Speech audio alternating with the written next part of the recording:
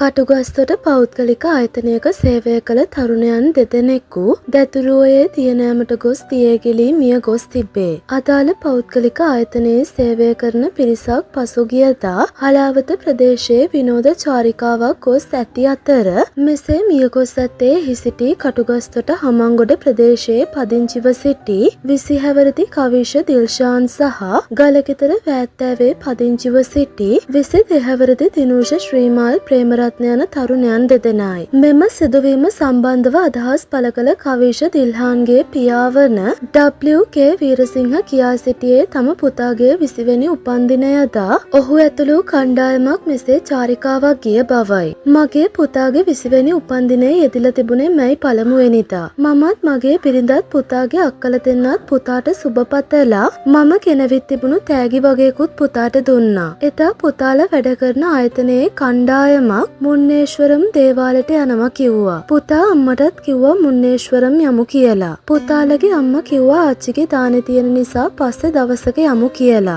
එහෙම කියලා අපෙන් සමුවරන් ගෙදරින් පිටත් වෙලා ගිය පුතා නැවත ගෙදර ආවේ සීල් කරපු පෙට්ටියකින්. පුතාලා ගිය දවසේ ඒ කියන්නේ පළමුවෙනිදා රාත්‍රියේ 8ට විතර ගැහැණු කෙනෙක් කතා කරලා කිව්වා පුතා ගැන පොඩි ආරංචියක් තියෙනවා කලබල වෙන්න එපා කියලා. පස්සේ මට තේරුණා පුතාට මොකක් හරි කරදරයක් වෙලා තියෙන අපි දෙවනිදා උදෙන්ම හලාවත පොලිසියට ගියා. පස්සේ අපිට තේරුම් ගියා පුතාලා දියේ ගිලිලා කියලා. පුතා එක්ක මේ චාරිකාව ගිය ගලකිතර පැත්තේ යාළුවෙකුගේ පවුලේ අයත් ඇවිල්ලා හිටියා. පස්සේ අපි 11ට විතර දැදුරුවයේ පාලම අසලට ගියා. නාවික හමුදාවෙන් එනවා කිව්වා. ඒ අයට බෝට්ටුවක් ලෑස්ති කරන්න කිව්වා. අපි ඒ වැඩ කරන ගමන් කට්ටිය ඔරුවලින් ගිහිල්ලා පුතාලා දියේ ගිලුණු තැන්වල බැලුවා. එහෙම සොයන විට පුතාලා දෙන්නගේ මලසිරුරු හම්බ වුණා. එයා කටුගස්තොට කම්පැනි එක වැඩ කළේ. එහි රස්සාවට ගිහින් මාස 6යි. පවුලේ බර කරට ගන්න හිටපු එකම පුතා අපිව දාලා ගියා. අකාලයේ මිලිනව ගිය කවිෂ දිල්හාන්ගේ හා දිනූෂගේ දේහ පිළිබඳ